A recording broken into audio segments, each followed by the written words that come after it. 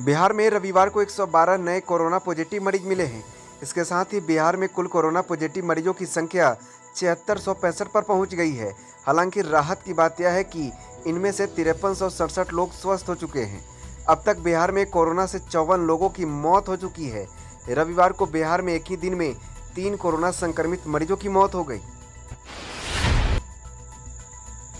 साल 2020 का पहला सूर्य ग्रहण रविवार को लगा। पटना की बात करें तो यह सुबह 10:37 से शुरू होकर अपराह्न 2:04 तक रहा। मुजफ्फरपुर में ग्रहण का काल सुबह 10:38 से 2:10 तक रहा तथा भागलपुर में सुबह 10:42 से अपराह्न 2:14 तक रहा। इससे पहले 12 घंटे तक ग्रहण का सूतक काल था। यह पूर्ण सूर्य ग्रहण था, जिसमें कुछ समय के लिए केवल सूर्य के किनारे का गोलाकार भाग ही दिखाई दिया। इसे रिंग ऑफ फायर कहते हैं। बिहार के कृषि मंत्री डॉक्टर प्रेम कुमार ने रविवार को कहा कि किसानों के द्वार पर किसानों की समस्या से अवगत होने तथा उनका समाधान करने हेतु वर्ष 2020-2021 में राज्य के सभी पंचायतों में किसान चौपाल कार्यक्रम का आयोजन किया जाएगा। सरकार के द्वारा राज्य में किसान चौपाल कार्यक्रम के क्रियान्वयन करने के लिए राज्य योजना मद से 924.55 लाख रुपए की स्वीकृति प्रदान की गई है। पूर्व सांसद व जाप के राष्ट्रीय अध्यक्ष पप्पू यादव ने बॉलीवुड अभिनेता सुशांत सिंह राजपूत की मौत के मामले पर बड़ी प्रतिक्रिया दी है। पप्पू यादव ने कहा कि सरकार 8 दिनों के अंदर सुशांत सिंह राजपूत की मौत की सीबीआई से जांच कराए। उन्होंने कहा कि अगर 8 दिनों के अंदर सुशांत सिंह राजपूत के मौत का सीबीआई जांच करने का फैसला नहीं लिया जाता है तो हम पटना उच्च न्यायालय जाएंगे। फिल्म अभिनेता सुशांत सिंह राजपूत की मौत पर बिहार के लोक कलाकारों का भी गुस्सा फूट पड़ा है। बिहार की जानी मानी लोक गायिका मैथिली ठाकुर ने सुशांत सिंह राजपूत की सुसाइड के बाद बड़ा बयान दिया है। मैथिली ठाकुर ने कहा कि बॉलीवुड में बाहरी कलाकारों के लिए सब कुछ ठीक नहीं चल रहा है। सुशांत सिंह राजपूत की मौत से आहत मैथिली ठाकुर ने अपने यूट्यूब चैनल पर प्रतिक्रिया देते हुए कहती है, वह कंप्रोमाइज करके कोई भी काम नहीं करेगी। जो चीज़ उन्हें सही लगेगा वही करेगी। अब वह बॉलीवुड फिल्मों के कवर सॉन्ग्स नहीं गाएगी।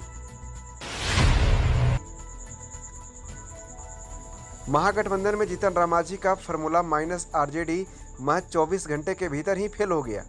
महागठबंधन की बाकी सहयोगी पार्टियों ने यह साफ कर दिया कि 2020 के विधानसभा चुनाव में आरजेडी का कोई विकल्प नहीं। महागठबंधन के दूसरे सहयोगियों ने यहां तक कह दिया कि अगर बीजेपी और जेडीयू के खिलाफ में महागठबंधन को चुनाव जीतना है तो हर हाल में आरजेडी को साथ लेकर ही चलना होगा।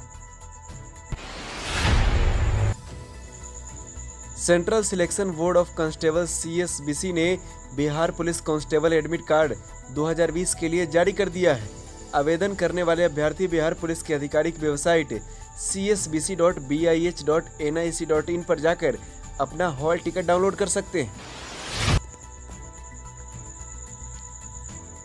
नेता प्रतिपक्ष तेजस्वी यादव ने एक बार फिर सरकार पर हमला बोला है।